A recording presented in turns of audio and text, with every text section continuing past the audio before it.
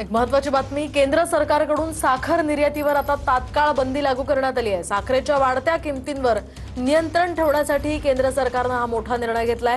30 September 2026 पर्यंत किंवा पुढील आदेश येईपर्यंत आता ही बंदी लागू राहणार आहे, असं केंद्र सरकारने म्हटलंय। मात्र भारत हा ब्राझील नंतर जगातील दुसरा सर्वात मोठा साखर उत्पादक देश आहे। केंद्राच्या निर्णयाचा आंतरराष्ट्रीय साखर बाजारावर सुद्धा मोठा परिणाम होण्याची आता शक्यता आहे। अधिकची माहिती जाणून घेऊयात आमचे प्रतिनिधी प्रमोद जगताप यांच्याकडून। प्रमोद, खरं तर ही मोठी घडामोड म्हणावी लागेल, काय अधिकची माहिती आहे? मोहिनी, केंद्र सरकारने हा अत्यंत मोठा आणि महत्त्वाचा निर्णय घेतलेला आहे। साखर निर्यातीच्या बाबतीमध्ये केंद्र सरकारने स्पष्ट केलेलं आहे, मध्यरात्री नोटिफिकेशन केंद्र सरकारकडून काढलं गेलेलं आहे। त्या नोटिफिकेशन मध्ये स्पष्टपणे म्हटलेलं आहे की 30 सप्टेंबर 2024 किंवा त्या पुढचा आदेश जोपर्यंत येत नाही तोपर्यंत साखर निर्याती दुसऱ्या देशांना केली जाते।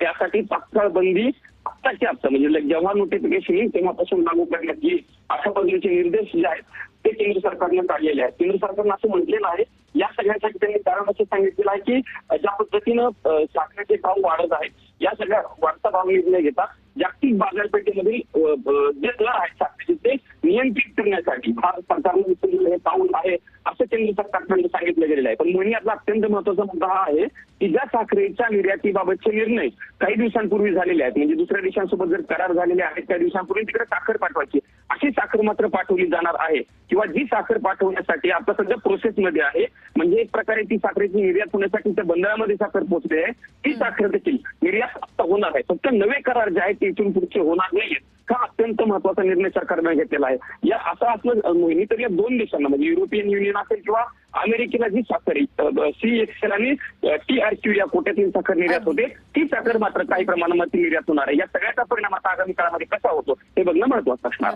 नक्कीच धन्यवाद प्रमोद, दिलेल्या या सविस्तर माहितीसाठी।